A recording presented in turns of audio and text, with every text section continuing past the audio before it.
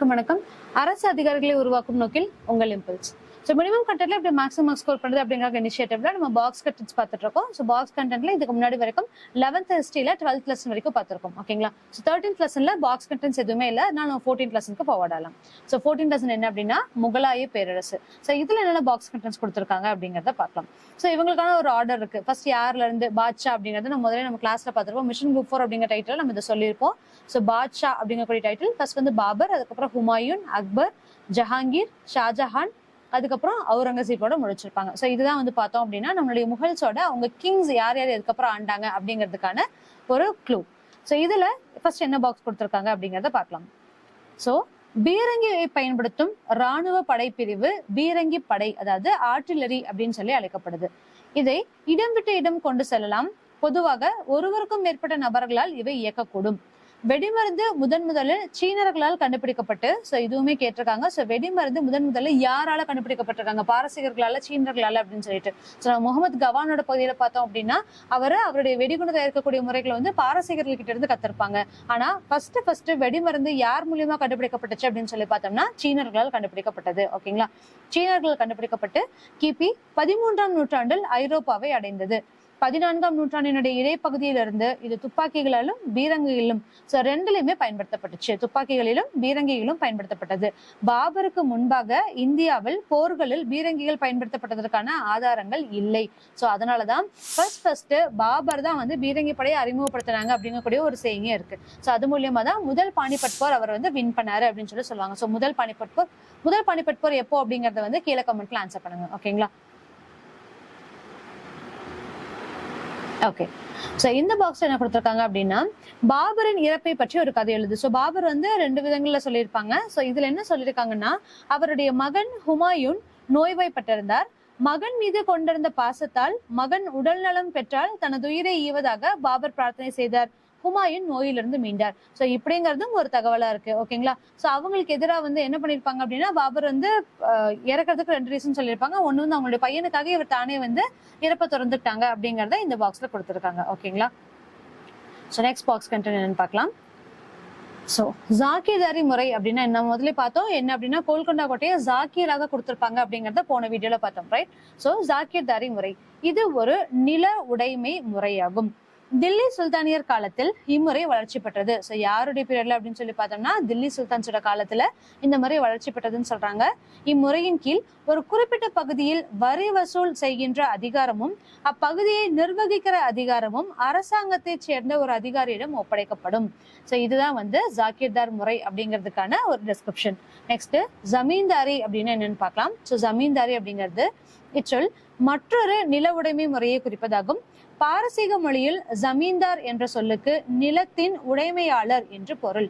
முகலாயர் காலத்தில் பிரபுக்கள் வர்க்கத்தை சேர்ந்தோரே ஜமீன்தார்களாக இருந்தனர். சோ ஃபர்ஸ்ட் யார் ஜமீன்தாரா இருப்பாங்கன்னா பிரபுக்கள் வர்க்கத்தை சேர்ந்தவங்க தான். ஏன்னா அவங்க கிட்டதான் வந்து அதிகமான லேண்ட்ஸ் இருக்கும். சோ அந்த நிலங்கள் மூலமா அதிக நிலத்தினுடைய உரிமையாளர்கள் வந்து ஜமீன்தாரியாக கருதப்படுவாங்க. அக்பருடைய பிரபுக்களுக்கும் முந்தைய அரச குடும்பங்களின் வழித்தோன்றல்களுக்கும் நிலங்களை வழங்கி அவற்றை பரம்பரையாக அனுபவிக்கும் உரிமையும் வழங்கினார். என்ன பண்ணிருப்பாருன்னா அக்பர் தான் ஃபர்ஸ்ட் பிரபுக்களுக்கும் முந்தைய அரச குடும்பங்களுடைய வழித்தோன்றல்களுக்கும் நிலங்களை வழங்கி அவற்றை பரம்பரையாக அனுபவிக்கும் உரிமையும் வழங்கினார். சோ என்ன பண்ணிருப்பாரு, அவர் கொஞ்சம் நல்ல மனசா இருந்திருப்பாரு. எல்லாத்துக்குமே எல்லா வளங்களும் கொண்டு போய் சேரணும் அப்படிங்கறதுக்காக அவர் வச்சிருந்திருப்பாரு. ஜமீன்தாரர்கள் குத்தகைதாரர்களிடமிருந்தும் விவசாயிகளிடமிருந்தும் வரி வசூல் செய்து ஒரு குறிப்பிட்ட தொகையை அரசுக்கு செலுத்தினர். ஜமீன்தாரோட பங்கு என்ன அப்படின்னு சொல்லி பார்த்தோம்னா வரி வசூல் செஞ்சு அங்க இருக்கக்கூடிய விவசாயிகளுக்கும் அவங்க குத்தகைதாரர்கள் இருப்பாங்க, அவங்க கிட்ட இருந்து வரி வசூல் செஞ்சு அதை அரசுக்கு கொடுக்கக்கூடிய பொறுப்பு அவங்களுக்கு இருந்துச்சு. சோ பிற்காலத்துல இதுவுமே வந்து என்னவா மாறுச்சு அப்படின்னா ஒரு கொத்தடிமை முறையாக மாற ஆரம்பிச்சது. அதனாலதான் பிரிட்டிஷ் பீரியட்ல ஜாக்கீர்தாரி முறை, ஜமீன்தாரி முறை இப்படின்னு எல்லாமே கொண்டு வந்தாங்க. சோ அதெல்லாம் ஒழிச்சு அடுத்த முறைகளை கொண்டு வந்தாங்க. ரயத் வாரி, மஹல் வாரி, இது எல்லாமே நம்ம போன வீடியோஸ்ல பார்த்திருக்கோம். ஓகேங்களா? சோ இதுல நெக்ஸ்ட் என்ன கண்டென்ட் கொடுத்திருக்காங்கன்னு பார்க்கலாம். அக்பரின் கீழ் முகலாய பேரரசு. சோ எங்க இருந்து ஆரம்பிச்சு முகல்ஸ் வந்திருக்காங்க அப்படின்னு சொல்லி பார்த்தோம்னா காபூல், ஆப்கானிஸ்தான், பாகிஸ்தான்ல இருந்து காபூல், கந்தகார் அங்கிருந்து ஆரம்பிச்சு முல்தான், சோ நம்ம கிட்ட அகமது நகர், கோல்கொண்டா, சோ இது வரைக்கும் இதெல்லாம் சுல்தானுடைய பகுதிகளா இருந்துச்சு. அகமது நகர், பீரார், கோல்கொண்டா இது எல்லாமே இங்க பெரார், காண்டேஷ், சோ இந்த பகுதிகள் வரைக்குமே வந்து பார்த்தோம் அப்படின்னா முகலாயர்களுடைய பேரரசா இருந்துச்சு அப்படிங்கறத நம்ம பார்க்க முடியும். ஓகேங்களா? சோ இந்த பாக்ஸ் என்ன கொடுத்திருக்காங்கன்னு பார்க்கலாம்.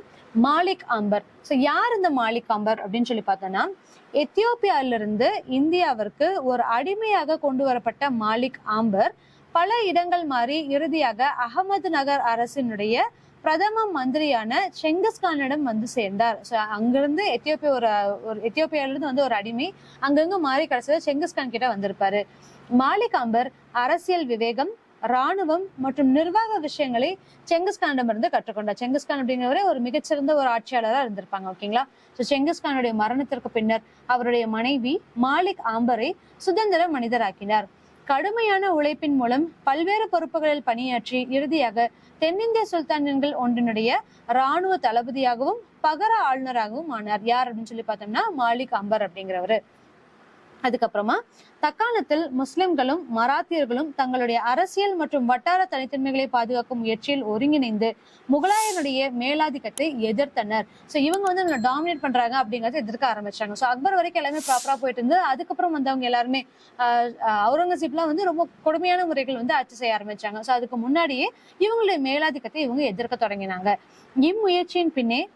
இம்முயற்சியின் பின்னே மூளையாக செயல்பட்டவர் யார் அப்படின்னு சொல்லி பார்த்தோம்னா மாலிக் அம்பர். சோ எப்படி வந்திருப்பாரு, அவருடைய வளர்ச்சி பார்த்துக்கோங்க. ஒரு அடிமையா இருந்தவர் செங்கிஸ்கான் கிட்ட வந்து அவர்கிட்ட இருந்தே அரசியல் கத்துட்டு கடைசியில அவங்களே எதிர்க்கக்கூடிய ஒரு இடத்துல அவர் வந்திருப்பாரு.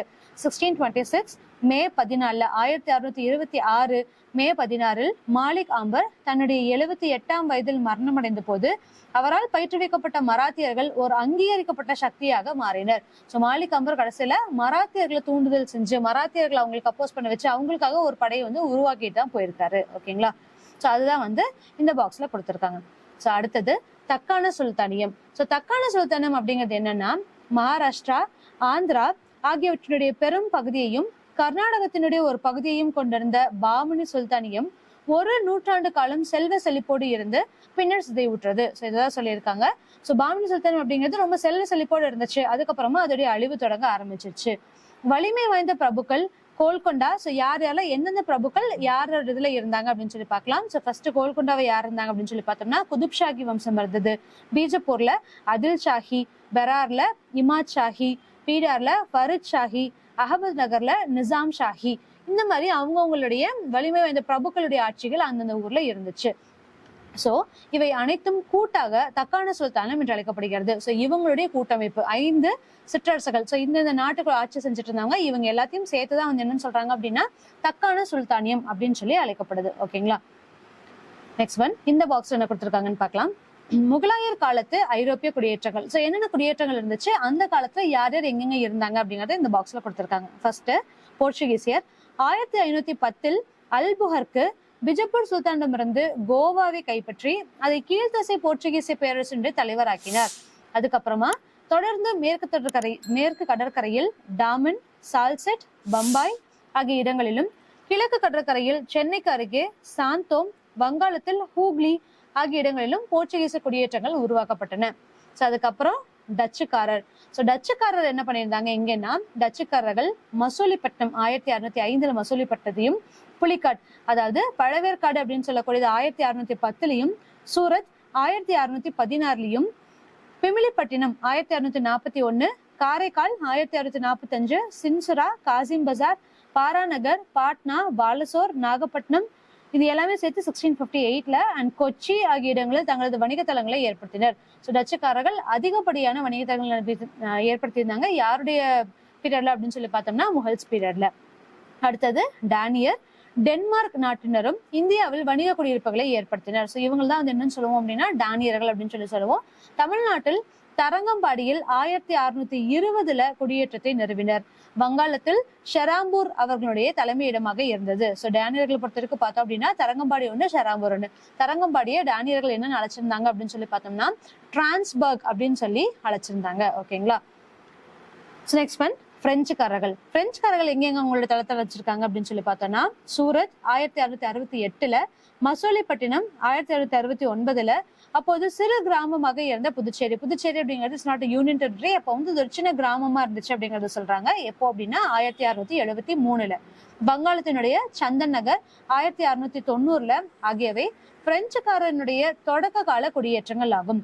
பின்னர் மலபாரில் உள்ள மாஹி, சோழமண்டல கடற்கரையில் ஏனம், இது ரெண்டுமே 1725ல எடுத்துட்டாங்க.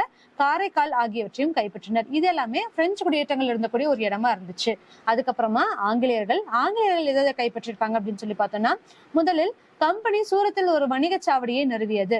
1612ல அங்கு ஒரு வணிக நிறுவனம் அல்லது பண்டக சாலை அமைக்கப்பட்டது அப்படின்னு சொல்லியிருக்காங்க. அதுக்கப்புறமா சென்னை 1639, பம்பாய் 1668, கல்கத்தா 1690 ஆகியவற்றை பெற்றது. இது எல்லாமே ஆங்கிலேயர்களுடைய குடியேற்றங்கள் இருந்தக்கூடிய இடமா இருந்துச்சு. சோ ஆங்கிலேயர்களுடைய முக்கியமான வணிக குடியேற்றங்கள் அப்படிங்கலாம் பார்த்துட்டு இருந்தோம். சோ எது அப்படின்னு சொல்லி பார்த்தோம்னா ரொம்ப ரொம்ப இம்பார்ட்டன்ட். கல்கத்தாவில் இருக்கக்கூடிய வில்லியம் கோட்டை, சென்னையில் இருக்கக்கூடிய புனித ஜார்ஜ் கோட்டை, பம்பாயில் உள்ள மாளிகை, இது எல்லாமே ஆங்கிலேயருடைய முக்கியமான வணிக குடியேற்றங்களா இருந்துச்சு அப்படிங்கறத இதுல பார்க்கலாம்.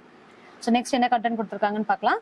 தில்லி அரியணைக்கான வாரிசுரிமை போரில் அவுரங்கசீப்பிடம் தோற்று போன தாரா ஷுகோ. சோ தாரா ஷுகோ அப்ப யாரா இருப்பாங்க அப்படின்னா அவுரங்கசீப்போட உடன் பிறந்தவர்கள். அதனாலதான் வாரிசுரிமை போர்ல அவர் தோத்துட்டாரு. ஓகேங்களா. சோ ஷாஜஹானுடைய பையன்.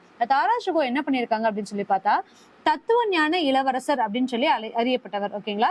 சோ தாரா ஷுகோ அப்படிங்கிறவர் தத்துவ ஞான இளவரசர் என அறியப்பட்டார். பல்வேறு பயன்பாடுகளை உரையாடலுக்கு உட்படுத்திய அவர் இந்து மதத்திற்கும் இஸ்லாமத்திற்கும் இடையே நெருங்கிய தொடர்புகள் இருப்பதை கண்டுபிடித்தார். சோ அது மட்டும் இல்லாம சமஸ்கிருத மொழியில் அமைந்த உபநிடதங்களை பாரசீக மொழியில் மொழிபெயர்த்தவர். சோ இதுவுமே ரிப்பீட்டட் கொஸ்டின். சோ பாரசீக மொழியில் உபநிடதங்களை மொழிபெயர்த்தவர் யார் அப்படிங்கக்கூடிய கொஸ்டின் வந்திருக்கு. சோ யார் அப்படின்னு பார்த்தோம்னா தாரா ஷுகோ. சோ அடுத்தது இந்த பாக்ஸ்ல தாஜ்மஹால் பத்தி கொடுத்திருக்காங்க. சோ தாஜ்மஹால் முகலாய கட்டிடக்கலையினுடைய சிறப்பு மிக்க வடிவமாகும். இது எந்த கட்டிடக்கலையை பின்பற்றியது அப்படின்னு சொல்லி பார்த்தோம்னா இந்திய, பாரசீக, இஸ்லாமிய கட்டிடக்கலைகளுடைய ஒரு கூட்டுக்கலவையா இது இருந்திருக்கு. 1612 திருமணமானதில் தொடங்கி 1631 குழந்தை பேரின் போது மரணமடையும் வரை இணைப்பிரியாமல் உற்ற துணையாய் இருந்த தனது மனைவி மும்தாஜுக்கு அலியா புகழை அளிப்பதற்காக ஷாஜஹான் தாஜ்மஹாலை கட்டினார். ஓகேங்களா. சோ யார் மூலியமா அப்படின்னு சொல்லி பார்த்தோம்னா பாரசீக வம்சாவளியை சேர்ந்த இந்தியராகிய உஸ்தத் அகமது லாவ்ரி. சோ இவர் தான் இந்த கட்டடக்கலையினுடைய ஒரு நிபுணராக இருந்ததாலும் இவ்வளாகத்திற்கான வரைபடத்தை தயாரித்த பெருமை இக்காலகட்டத்தை சேர்ந்த கட்டடக்கலை நிபுணர்களை சாரும். இவ்வளாகம் தலைவாயில், தோட்டம், மசூதி, கல்லறை மாடம், அதாவது மினார் என்று அழைக்கப்படக்கூடிய ஒரு 4 கோபுரங்கள், சோ இதுதான் மினார் அப்படின்னு சொல்லுவோம், ஆகிய அனைத்தும் ஒருங்கிணைக்கப்பட்டு தனித்தன்மை வாய்ந்ததாக வடிவமைக்கப்பட்டது. 1632ல கட்டட வேலைகள் தொடங்கின. இந்தியா, பாரசீகம், உதுமானிய பேரரசு, ஐரோப்பா ஆகியவற்றிலிருந்தும் 20,000க்கும் மேற்பட்ட தொழிலாளர்கள் கல்லறை மாடப்பணியை 1638ல இருந்து 39 வரைக்கும் முடிப்பதற்காக பணியமர்த்தப்பட்டனர். அருகிலுள்ள ஏனைய கட்டடங்கள் 1643 முடிவடைந்தது அப்படின்னு சொல்லியிருப்பாங்க. சோ அலங்கார வேலைகள் குறைந்தபட்சம் 1647 வரைக்கும் தொடர்ந்தது அப்படிங்கறத இந்த பாக்ஸ்ல கொடுத்திருக்காங்க. ஓகேங்களா. Next one Gol Gumbaz. இதுவும் ரொம்ப ரொம்ப இம்பார்ட்டன்ட். கோல்கும்பாஸ் அப்படிங்கறத முணுமுணுக்கும் அரங்கம் அப்படின்னு சொல்லி நம்ம சொல்லிட்டு இருப்போம். 1480ல இருந்து 1686 வரைக்கும் ஆட்சி செலுத்திய அடில் ஷாஹி மரபினுடைய தலைநகர் பிஜப்பூர். சோ விஜயபுரா அப்படின்னு சொல்லி அழைக்கக்கூடிய பிஜப்பூர் ஆகும். இது கண்கவர் கட்டடங்களையும் மசூதிகளையும் தன்னகத்தை கொண்டது. இவ்வம்சத்தினுடைய 7வது ஆட்சியாளரான முகமது அடில் ஷாவினுடைய மிடுக்கான கல்லறை தான் கோல்கும்பாஸ் அப்படின்னு சொல்லியிருக்காங்க. சோ எப்படி இருக்கும் அப்படின்னா வட்ட வடிவ குவிமாடம் அமைஞ்சிருக்கும் சொல்றாங்க. அடில் ஷா இதனை தனது வாழ்நாளிலேயே கட்டினார். இது அடர் சாம்பல் நிற கற்களால் கட்டப்பட்டு மேற்பூச்சு பூசி அலங்கரிக்கப்பட்டுள்ளது. இதன் வெளிப்புறம் சாதாரணமாயும் ஆனால் அழகுறவும் அமைக்கப்பட்டுள்ளது. கட்டடத்தினுடைய 4 வெளிமூலைகளிலும் எண்கோண கவிகை மாடம் அப்படிங்கறது அமைஞ்சிருக்கு அப்படின்னு சொல்றாங்க. நெக்ஸ்ட் ஒன் ஒவ்வொரு கவிகை மாடமும் 7 அடுக்குகளையும் ஒவ்வொரு அடுக்கும் பல சாளரங்களையும் கொண்டு பார்ப்போரை கவர்ந்தெழுக்கும் வண்ணம் அமைந்துள்ளது. ரோமின் புனித பீட்டர் தேவாலயத்திற்கு அடுத்து உலகினுடைய 2வது பெரிய குவிமாடம் அப்படின்னு சொல்லி பார்த்தோம்னா கோல்கும்பாஸ் தான் சொல்றாங்க. இது உச்சவற்றினுடைய நீளம் 135 அடி, உயரம் 178 அடி. இங்க சற்று உயர்த்தப்பட்ட மேடையில் முகமது அடில் ஷா, அவர் மனைவி அரூஸ் பிபி, அவர் மகள் பேரனுடைய பிரிய மனைவி ரம்பா அவங்களுடைய கல்லறைகள் இருக்கு அப்படின்னு சொல்றாங்க. சோ கோல்கும்பாஸ் அப்படிங்கறது இவங்களுடைய கல்லறைகள் இருந்ததுக்கான ஒரு இடமா இருக்கு அப்படிங்கறத சொல்லியிருக்காங்க. சோ அவுரங்கசீப் பேரரசு, முகலாய பேரரசு எது வரைக்கும் இருந்திருக்கும் அப்படின்னு சொல்லி பார்த்தோம்னா கோண்டுவான இந்த வழியா இருந்திருக்கும். அவுரங்கசீப் ஆட்சி செஞ்சதுக்கு அப்புறம் ஆல்மோஸ்ட் இந்தியா ஃபுல்லாவே பார்த்தோம் அப்படின்னா அவருடைய ஆட்சிகள் பரவி இருந்திருக்கும். சோ இதுல அடுத்து என்ன பாக்ஸ் கண்டென்ட் பார்க்கலாம். ஸோ இதெல்லாம் அவங்களுடைய கட்டடக்கலைகளுக்கும் அவங்களுடைய இலக்கியங்களுக்கும் சிறந்து விளங்கக்கூடிய ஒரு விஷயமா இருந்துச்சு. ஓகேங்களா? ஸோ இந்த டைம்ல உலகத்துல மிற்ற பகுதிகள் என்ன அப்படிங்கறது இதோட லாஸ்ட் ஒன். ஸோ அக்பரின் காலமான 1856 இருந்து 1605 வரைக்கும் மாபெரும் அரசர்களுடைய காலம் அப்படின்னு சொல்லியிருக்காங்க. ஸோ யார்ல இவருடைய கண்டெம்பரரியா இருந்திருப்பாங்க அப்படின்னு சொல்லி பார்த்தா, அவருக்கு மிக அருகே இருந்த சமகாலத்தவர் இங்கிலாந்தினுடைய பேரரசியார் எலிசபெத். ஸோ ஃபர்ஸ்ட் எலிசபெத் அவர் கூட செஞ்சவங்க, அவங்க கூட சேர்ந்து ஆட்சி பரப்பில் இருந்தவங்க. இக்கால பகுதியில் தான் ஷேக்ஸ்பியரும் வாழ்ந்தார்கள் அப்படிங்கறதும் சொல்லியிருக்காங்க. இதே காலத்தில் தான் பிரான்சை போர்பான் வம்சத்தினுடைய முதல் அரசர் 4ஆம் ஹென்ரியும், பாரசீகத்தை சபாவி அரச வம்சத்தினுடைய மாபெரும் வலிமை மிக்க அரசரான மகா அப்பாஸும் ஆண்டு வந்தனர். ஐரோப்பாவில் நடைபெற்ற ஸ்பானிய ஆட்சிக்கு எதிராக நெதர்லாந்தினுடைய கிளர்ச்சி இந்த காலகட்டத்தில் தொடங்கி ஏறத்தாழ 80 ஆண்டுகள் வரை தொடர்ந்துச்சு. அதாவது 1648 முடிவடைந்தது அப்படின்னு சொல்லி பாக்குறாங்க. ஸோ ஷாஜஹானோட பீரியட் அப்படின்னு சொல்லி பார்க்கும்போது உலகத்தில் இருக்கக்கூடிய மிக சிறந்த ஒரு ஆட்சியாளர்கள் எல்லாமே வெவ்வேறு பகுதிகளை ஆட்சி செஞ்சுட்டு இருந்தாங்க அப்படிங்கறத இந்த பாக்ஸ் மூலமா நம்ம பார்க்கலாம். ஓகேங்களா? ஸோ இதோட இந்த லெசனோட கண்டென்ட் முடிஞ்சது. ஸோ நெக்ஸ்ட் லெசன்ஸ் எல்லாமே நெக்ஸ்ட் வீடியோல பார்க்கலாம். தேங்க்யூ.